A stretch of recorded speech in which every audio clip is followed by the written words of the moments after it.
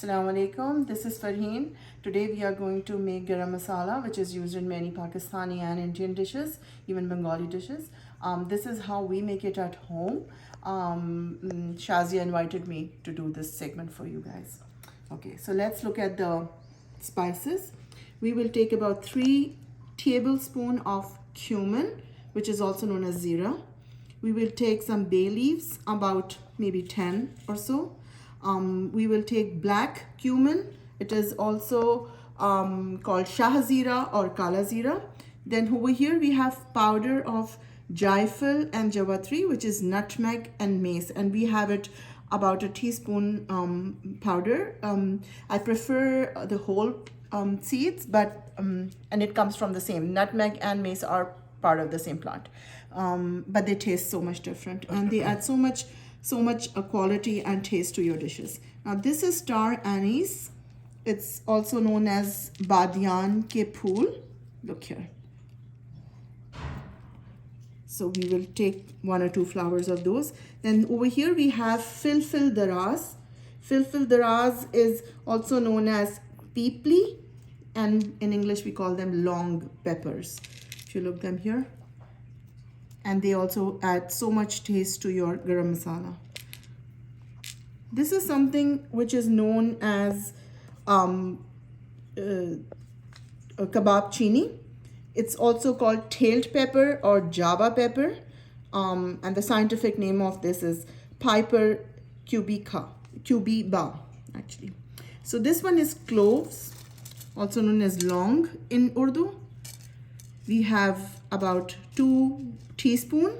We have about 2 tablespoons of black pepper or kali mirch. Here we have some cardamom, also known as choti ilaichi or green cardamom. This is the badi ilaichi or black cardamom, about 5-6 of those. Then we have about 5 sticks of good quality cinnamon. It's also known as darchini. I also add a little bit of coriander seeds, about 2 tablespoons of coriander seeds, also known as sukha dhania or khushk dhania. These are the dhania seeds or the coriander seeds. These come from the cilantro plant.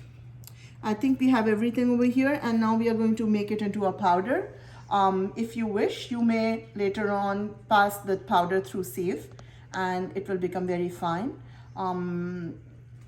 Let's go ahead and make it powder. We are going to grind these in the coffee bean grinder. This works really well for the quantities we use at home. We have added the spices here, and we are going to ground it in a few batches.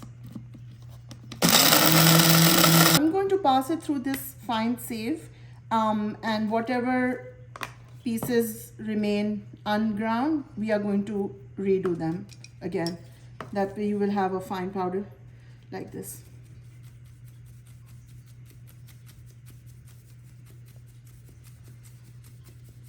See, quite a bit of stuff did not get into powder form nicely, so we are going to redo that. And this is the fine powder over here.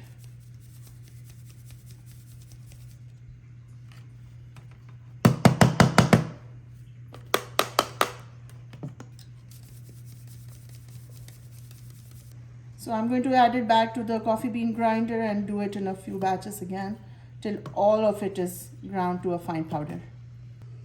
Okay, so now one important thing is that this cinnamon stick, if they go directly in your coffee bean grinder, is going to destroy the blade. Okay, so what we do, we put it in something like this and we do it 1 or 2 times, and it becomes broken into smaller pieces like these, and that we can do in your coffee bean grinder then. Okay, so now our garam masala is ready for garnishing and for use. Make sure to store it in an airtight container.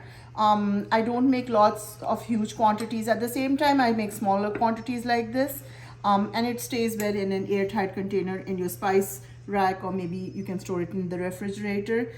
Please, if you liked our recipe, do write a comment for us and subscribe to our channel. And thank you, Shazia, for inviting me for doing this. Enjoy your recipe and stay blessed.